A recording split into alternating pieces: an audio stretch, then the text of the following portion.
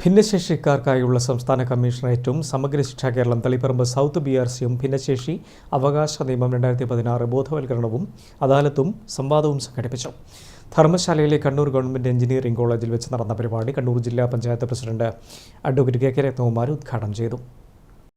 സംസ്ഥാന കമ്മീഷണറേറ്റും സമഗ്ര ശിക്ഷാ കേരള തളിപ്പറമ്പ് സൗത്ത് BRCയുടെയും നേതൃത്വത്തിൽ ഭിന്നശേഷിക്കാർക്കായുള്ള ബോധവൽക്കരണവും അദാലത്തും സംവാദവുമാണ് സംഘടിപ്പിച്ചത്.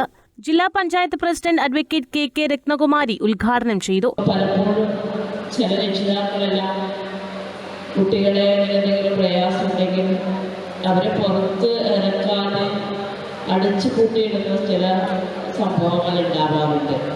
അപ്പോൾ അതങ്ങനെ വരുമ്പോൾ നമ്മുടെ കുട്ടികൾ കൂടുതൽ പ്രയാസം അനുഭവിക്കുന്ന ഒരവസ്ഥയാണ് ഉണ്ടാവുക. അതിനപ്പുറത്തേക്ക് അവരെ ഏതെല്ലാം തലത്തിൽ നമുക്ക് മുന്നോട്ട് കൊണ്ടുപോകാൻ വേണ്ടി കഴിയും, ആ നിലയിലേക്ക് എത്തിച്ചു കഴിഞ്ഞാൽ വലിയൊരു മാറ്റം നമുക്ക് ഉണ്ടാക്കിയെടുക്കാൻ വേണ്ടി കഴിയുമെന്നുള്ളതാണ്. 2016 ആക്ട് അവകാശങ്ങളും അർഹതകളും ഉൾച്ചേർന്ന വിദ്യാഭ്യാസം ഉൾപ്പെടെയുള്ള വിഷയങ്ങളിൽ ക്ലാസുകൾ നടന്നു.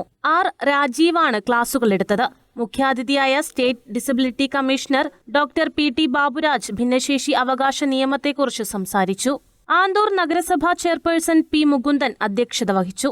ആന്തൂർ നഗരസഭാ വിദ്യാഭ്യാസ standing committee chairperson KP Unnikrishnan, സംസ്ഥാന ഭിന്നശേഷി advisory board member T Jayakumar, സമഗ്ര ശിക്ഷാ കേരളം കണ്ണൂർ ജില്ലാ DPC EC വിനോദ്, ജില്ലാ സാമൂഹ്യനീതി വകുപ്പ് ഓഫീസർ P ബിജു, സമഗ്ര ശിക്ഷാ കേരളം ജില്ലാ DPOമാരായ doctor PK Sabith, doctor Rakesh Kadannappally, doctor KV Deepesh എന്നിവർ സംസാരിച്ചു.